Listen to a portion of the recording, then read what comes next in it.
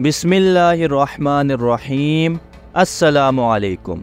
मैं हूँ हाफिज़ शेख अमाद अहमद। आप देख रहे हैं इस्लामिक इन्फो।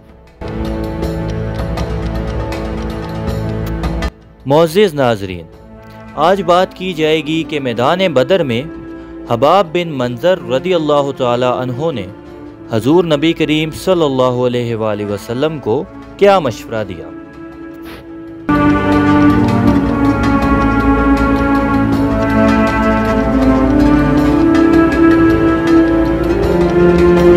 मकाम बदर में मुसलमानों ने रेतली ज़मीन पर डेरे डाले हुए थे, जिसमें नकलो हरकत के वक्त पाँव धंसते और फिसलते थे, और उसके बरक्स कफ़ार की तरफ सख्त ज़मीन थी, जिसकी वजह से उनकी नकलो हरकत में कोई दिक्कत पेश नहीं आती थी।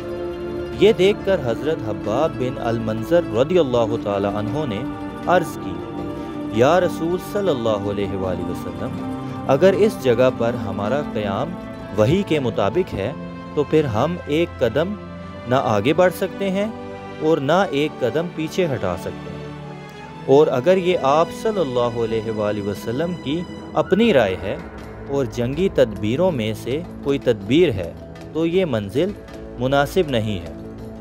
इस पर हजूर सल्लल्लाहु अलैहि वसल्लम ने फरमाया, मुझे इस बारे में कोई वही नहीं आई, ये मेरी ज़ाती राय है।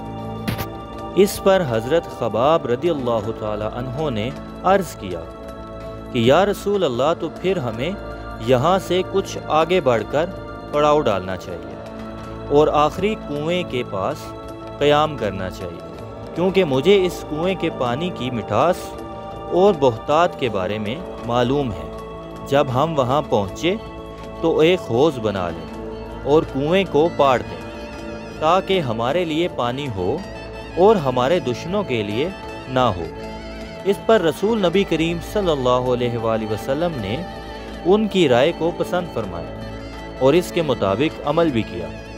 अल्लाह ताला की कुदरत से बारिश भी हो गई, जिससे रेत बैठ गई और इस पर नकलो हरकत की दुश्वारी दूर हो गई, और दूसरी तरफ कफ़ार की चूँकि ज़मीन सख्त थी, उससे वहाँ दलदल और कीचड़ हो गया और ऊँटों और घोड़ों के पाँव भी फिसलने लगे।